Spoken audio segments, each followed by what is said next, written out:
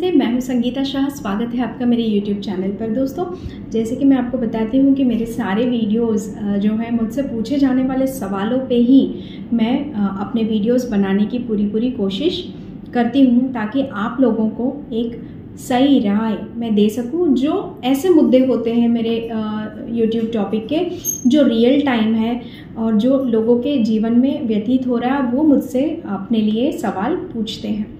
तो आइए जानते हैं आज का टॉपिक। आपको टाइटल से तो पता चल ही गया होगा कि अगर आप किसी इमोशनल ट्रॉमा से गुजर रहे हैं तो अपने आप को कैसे इसमें से बचा सकते हैं और कैसे बाहर आ सकते हैं और एक नॉर्मल ज़िंदगी से आप किस तरह से जुड़ सकते हैं। तो हाल फिलहाल में मेरी एक जो फॉलोअर है, जो मुझसे हमेशा कंसल्टेशन लेती है, उस लड़की ने मुझे फ़ोन किया और बहुत ही बुरी घटना घटी उसके साथ कि अचानक से उसकी माँ, जो बहुत हेल्दी थी, जिनको किसी प्रकार की कोई बीमारी नहीं थी, उनका अचानक से निधन हो गया।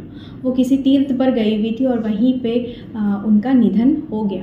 तो ये बच्ची के लिए ये बहुत ही एक ट्रॉमेटिक था, बहुत ही इमोशनल एक ट्रॉमेटिक सिचुएशन थी उनके लिए, और वो बच्ची बिल्कुल भी कोप अप नहीं कर पा रही थी। और उन्होंने मुझसे फ़ोन करके यही पूछा कि मैम प्लीज़ मुझे बताइए कि किस तरह से मैं अपने इस इमोशनल ट्रॉमा से बाहर निकल सकती हूँ।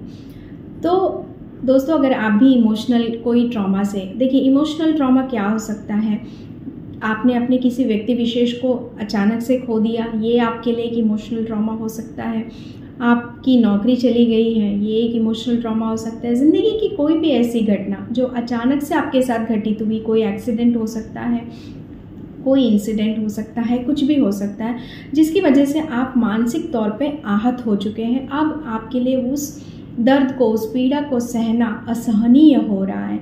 तो ये आपके लिए एक इमोशनल ट्रॉमा बन सकता है। अगर इसको सही से आपने तवज्जो नहीं दी तो ये आगे जाके एक बहुत ही पीड़ादायक मानसिक बीमारी आपके लिए बन सकती है।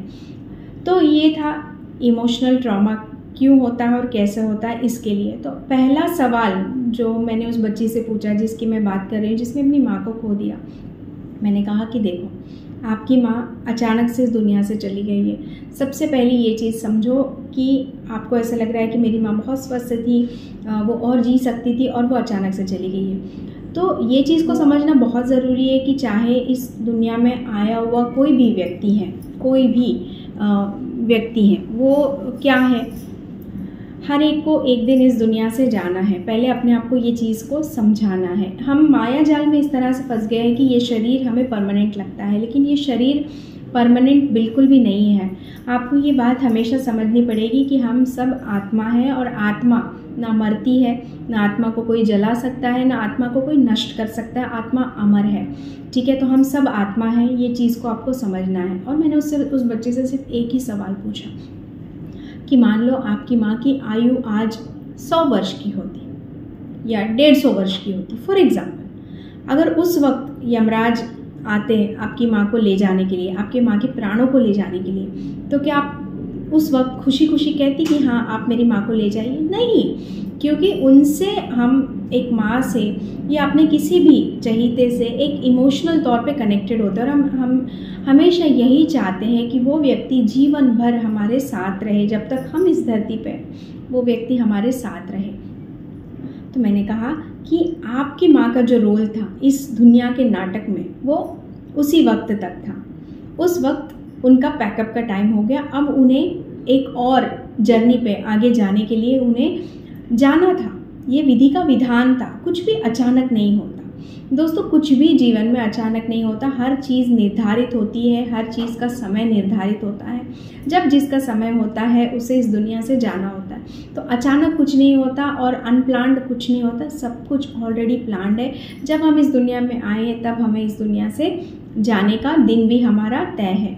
तो उस बच्ची को थोड़ी सी सांत्वना हुई कि अगर आप इसी तरह से अपनी माँ को याद करते रहेंगे तो उनकी परलोक की जो जर्नी है, क्योंकि ये दुनिया की जर्नी के बाद हमारी एस्ट्रल वर्ल्ड ट्रैवलिंग भी शुरू हो जाती है, तो वो जर्नी उनके लिए बहुत मुश्किल होती है। क्योंकि जब हम जितने रोते बिलखते हैं तो वो बार बार इस तरफ खिंचाव होता है उनका, और वो अपनी उस जर्नी पे ठीक से आगे नहीं बढ़ पाते हैं, जबकि वो उनकी सबसे मुख्य जर्नी होती है। तो ये नहीं करना है। ठीक है। तो आइए देखते हैं, अगर आप भी किसी ऐसे ही इमोशनल जर्नी से आगे गुजर रहे हैं, तो मैं सोच रही हूँ अगर आपने भी आपके किसी चहीते को खो दिया है तो मेरे ये वाक्य आपको थोड़ी सी सांत्वना ज़रूर देंगे और आप उसमें से कोप अप होने की कोशिश करेंगे। तो अभी आइए हम बात करते हैं कि अगर आप भी किसी इमोशनल ट्रॉमा से गुजर रहे हैं तो आप किस तरह से उस इमोशनल ट्रॉमा से बाहर आ सकते हैं। सबसे पहली चीज़, सबसे पहला जो आपको ध्यान रखना है कि आप अपनी दर्द के बारे में, अपनी पीड़ा के बारे में, या उस वक्त आपको कैसे महसूस हो रहा है, ये आप किसी अपने से या आपके किसी दोस्त से या किसी ऐसे व्यक्ति से जो आपको सुन रहा है शेयर कीजिए। आप बात कीजिए कि मुझे इस वक्त ऐसा महसूस हो रहा है। जैसे ही आप अगले से अपनी भावनाओं को व्यक्त करेंगे कि मुझे ऐसा फील हो रहा है, मैं ऐसा महसूस कर रहा हूँ या कर रही हूँ, मुझे ऐसा लग रहा है, आपका मन हल्का हो जाएगा। नहीं तो क्या होता है, आपको जो भी लग रहा है आप क्या करते हैं, आप कोशिश करते हैं कि मैं क्यों किसी से शेयर करूं। आप अंदर ही अंदर और घुटते रहेंगे, आपको और दर्द होगा। इसीलिए शेयर योर इमोशन। उस वक्त के लिए आपको जो भी फील हो रहा है, आप किसी ना किसी से आप बात कीजिए। आपको जो दर्द महसूस हो रहा है, जो तकलीफ़ हो रही है, उसको शेयर करना है। दूसरी चीज़ क्या करना है, आपको योगा और मेडिटेशन और ब्रीदिंग एक्सरसाइज करना है। आप जैसे ही आपको ऐसे लगे ना कि मैं कुछ तो मानसिक प्रताड़ना में जा रहा हूँ या मानसिक तौर पे मुझे बहुत ज़्यादा तकलीफ़ हो रही है, तो सबसे पहली चीज़ आप करेंगे वो करेंगे योगा, मेडिटेशन और प्राणायाम, यानी ब्रीदिंग एक्सरसाइजेस आप करेंगे। गहरी लंबी सांस लेंगे, कुंभक लगाएंगे और उसको रिलीज़ करेंगे। सेकेंड पॉइंट ये है। थर्ड चीज़ आप क्या करेंगे, आप अपना खान पान का बहुत ध्यान रखेंगे। क्या करते हैं, जब भी हम इमोशनल हो जाते हैं या स्ट्रेसफुल हो जाते हैं या बहुत ज़्यादा परेशान होते हैं, तो सबसे पहली चीज़ हम क्या करते हैं, हम जंक फूड खाते हैं, पैकेट वाला फूड हम खाते हैं। सही, या तो फिर हम खाना ही नहीं खाते हैं, ठीक है, या तो हम बहुत ज़्यादा मीठा खाते हैं, क्योंकि जैसे ही हम मीठा खाते हैं ना तो हमें अच्छा लगता है। जब भी हम स्ट्रेस में होते हैं, मैंने देखा है बहुत सारे जो डिप्रेशन के पेशेंट्स होते हैं या कोई भी मानसिक तनाव में गुजर रहे व्यक्ति होते हैं या बहुत ज़्यादा स्ट्रेस में है, बहुत दुखी है, तो वो तुरंत मीठा, उनको मीठे की क्रेविंग होती है। क्योंकि जैसे हम मीठा खाते हैं ना, हमारे ब्रेन में डोपामिन नाम का रसायन रिलीज़ होता है, जिससे हमें बहुत अच्छा लगता है। तो आपको क्या करना है, मीठा खाने से अवॉइड, मतलब अनहेल्दी मीठा आप नहीं खाएंगे। आप अपने डाइट में अनहेल्दी चीज़ों को ऐड नहीं करेंगे, क्योंकि इससे क्या होगा, इससे आपका जो मानसिक तौर पे आप बीमार तो है ही है, लेकिन आप शारीरिक तौर पे भी बीमार हो सकते हैं, आपका वज़न बढ़ सकता है। तो आप कोशिश कीजिए कि आप हरी पत्तेदार सब्जियाँ, फल और जितना हो सके आप फ्रेश फूड आप खाने की कोशिश कीजिए। अपने डाइट के ऊपर बहुत ज़्यादा ध्यान दीजिए। योगा, प्राणायाम, एक्सरसाइज आपको करना है, क्योंकि एक्सरसाइज एक ऐसी क्रिया है ना दोस्तों, जैसे ही आप एक्सरसाइज करते हैं आपके अंदर का पूरा स्ट्रेस आप रिलीज़ कर देते हैं। तो ये कीजिए। दूसरा पॉइंट ये। थर्ड चीज़ ये है कि आपको अच्छी नींद लेनी है। हम क्या करते हैं, जैसे हम स्ट्रेस में और तनाव में आते हैं ना, तो हम नींद नहीं लेते, हम दिन रात बस एक ही चीज़ को सोचते रहते हैं। दोस्तों, सबसे इम्पॉर्टेंट चीज़, बार बार सोचने से परिस्थितियों में कोई बदलाव नहीं होता है। परिस्थितियों में अगर बदलाव लाना है तो हमें करना पड़ता है, हमें एक्शन लेना पड़ता है। इसीलिए आप कोशिश कीजिए कि आप ज़्यादा से ज़्यादा अच्छी और गहरी नींद लेने की कोशिश कीजिए।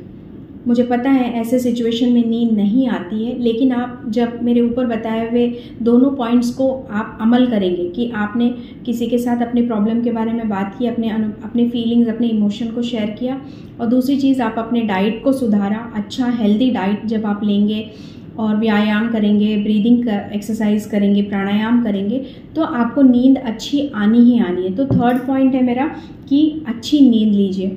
फोर्थ पॉइंट, जैसे ही हम दुखी हो जाते हैं तो सबसे पहली चीज़, बहुत सारे लोग क्या करते हैं, अल्कोहल कंज्यूम करते हैं। उन्हें ऐसा लगता है बस इसमें मज़ा है, मैं थोड़ी देर के लिए सब कुछ भूल जाऊंगा या भूल जाऊंगी, अल्कोहल कंज्यूम करेंगे। या तो बहुत सारे लोग स्मोकिंग करते हैं, उनकी स्मोकिंग और ज़्यादा बढ़ जाती है। सबसे पहली चीज़ दोस्तों, अल्कोहल और स्मोकिंग या कोई भी और नशीले पदार्थ आप जो भी लेते हैं, वो आपके बॉडी में और ज़्यादा टॉक्सिन्स को जगा देंगे और ज़्यादा टॉक्सिन्स आपके बॉडी में आ जाएंगे, तो आपको वो और शारीरिक तौर पे भी कमज़ोर करेंगे और मानसिक तौर पे भी करेंगे। और धीरे धीरे हो सकता है कि आप इन व्यसनों के गुलाम बन जाएंगे। धीरे धीरे ये चीज़ें और ज़्यादा होंगी। तो जब आप ये चीज़ें कंज्यूम करते हैं, अल्कोहल, सिगरेट या कोई भी और नशीली पदार्थों को जब आप कंज्यूम करते हैं अपने दर्द को मिटाने के लिए, देखिए दर्द तो नहीं मिटता आपका, लेकिन आप धीरे धीरे अपने आप को शारीरिक तौर पे और बीमार कर देंगे और धीरे धीरे आप इन नशीली पदार्थों के गुलाम बन जाएंगे। तो हो सकता है आप इस ट्रॉमा से बाहर आ जाएंगे, लेकिन फिर बाद में आपको चाह कर भी आप इन चीज़ों से अपना पीछा नहीं छुड़ा पाएंगे। तो कृपया करके ऐसी चीज़ों का आप बिल्कुल भी सेवन नहीं करेंगे, ठीक है। पांचवा सबसे इम्पॉर्टेंट चीज़ कि आप आपके आसपास की सोसाइटी में इन्वॉल्व होना शुरू कर दीजिए। कहीं पे कुछ फंक्शन हो रहा है, कहीं पे कुछ सेलिब्रेशन हो रहा है या कहीं पे कोई गैदरिंग हो रही है, दोस्तों का गेट टुगेदर हो रहा है, वहाँ जाना शुरू कर दीजिए। इससे क्या होगा, आपका मन बहल जाएगा और धीरे धीरे आप अपने इमोशनल ट्रॉमा से बाहर आएंगे। ये सब करने के बाद भी अगर आपको ऐसा लग रहा है कि मैं इस दर्द से बाहर नहीं आ पा रहा हूँ या आ पा रही हूँ, तो दोस्तों तभी आपको मेरे जैसे किसी थेरेपिस्ट के पास जाना चाहिए या किसी साइकेट्रिक के पास जाना चाहिए या किसी साइकोलॉजिस्ट से आपको बात करनी चाहिए। कुछ टेक्निक्स है, जैसे हम NLP, जिसे न्यूरो लिंग्विस्टिक प्रोग्रामिंग, या मैं प्रैक्टिस करती हूँ और प्राणिक हीलिंग प्रैक्टिस करती हूँ, साउंड थेरेपी प्रैक्टिस करती हूँ। तो ऐसे डिफरेंट मॉडलिटीज़ को मैं गैदर करके एक व्यक्ति के लिए एक ट्रीटमेंट हम बनाते हैं हमारे सेंटर पे। आप मुझसे भी कनेक्ट कर सकते हैं और ये सब चीज़ों से ना दोस्तों आप बिल्कुल 100% आप ठीक हो जाओगे। हम बातें करते हैं, काउंसलिंग करते हैं और साथ ही साथ प्राणिक हीलिंग, NLP और साउंड हीलिंग, इन सब का एक कॉम्बिनेशन बना के हम एक स्ट्रैटेजी के साथ उस व्यक्ति को हील करने की कोशिश करते हैं। तो दोस्तों आपके फ्रेंड सर्कल में, आपके रिलेटिव्स में अगर कोई ऐसे व्यक्ति हैं जिनको आपको ऐसा लग रहा है कि वो अपने दर्द से बाहर नहीं आ रहे, तो आप उन्हें ये वीडियो शेयर कर सकते हैं या आप उन्हें हमें रेकमेंड कर सकते हैं कि इनसे एक बार बात कीजिए और आप इस तरह से उनकी हेल्प कर सकते हैं। तो दोस्तों ये थी कुछ इन्फॉर्मेशन कि आप अपने आप को एक इमोशनल ट्रॉमा से कैसे बाहर निकाल सकते हैं, कैसे आप जीवन की मुख्य धारा से फिर से जुड़ सकते हैं, कैसे आप अपने आप को फिर से एक स्वस्थ इंसान बना सकते हैं। अगर आपको ये वीडियो अच्छा लगा है तो इसको लाइक कीजिए और अपने दोस्तों और रिश्तेदारों के साथ इसे शेयर कीजिए और मेरे चैनल को सब्सक्राइब ज़रूर कीजिए। मिलती हूँ मैं आपसे अगले वीडियो में, तब तक आत्म नमस्ते।